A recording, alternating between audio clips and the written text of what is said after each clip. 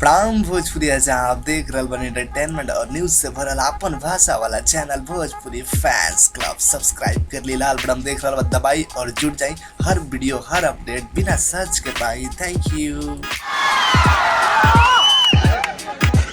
सोचा अभी एक लाइन खाली शुरू भइल बा त हमारे भाई लोग इतना गलत दिए।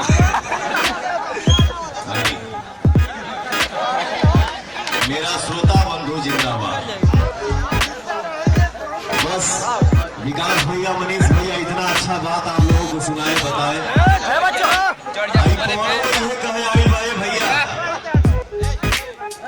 हमारे बड़े भैया अखिलेश भैया के आप लोग फिर से मुख्यमंत्री बनाई जाए। मनीष भैया, विकास भैया हमको बुलाए लखनऊ अखिलेश भैया से मिलने के लिए। मैं जाके मिला अपने बड़े भाई से। बाहर निकलने का हम यह कहानी कि हमके लगल है कि हम अपने सगे बड़े भाई से मिल के आए हैं। मैं उस आदमी का फैन हो गया, ये दिल से बता रहा हूँ। और सारा दुनिया जानता है कि कौन से यहाँ से नहीं यहाँ से चलता है। तो भैया हो हमारे अखिलेश भैया के आप लोग फिर से मुख्यमंत्री बनाई जा। अखिलेश भैया के नाम पर एगो जोरदार ताली होने की चाहिए। बढ़िया से भैया के हमारे एकदम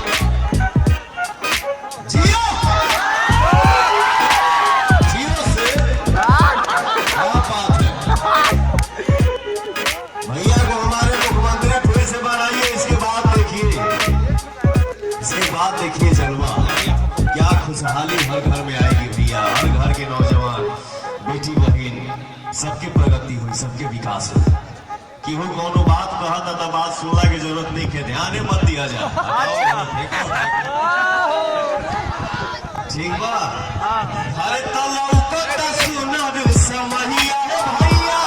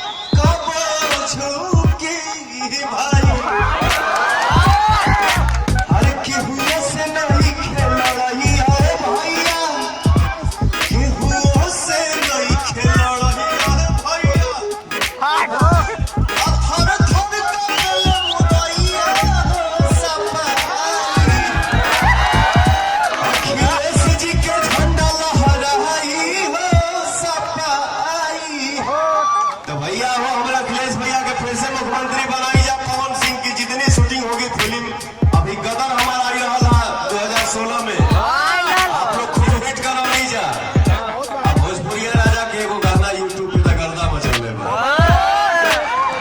आप लोग जानते बानी जा।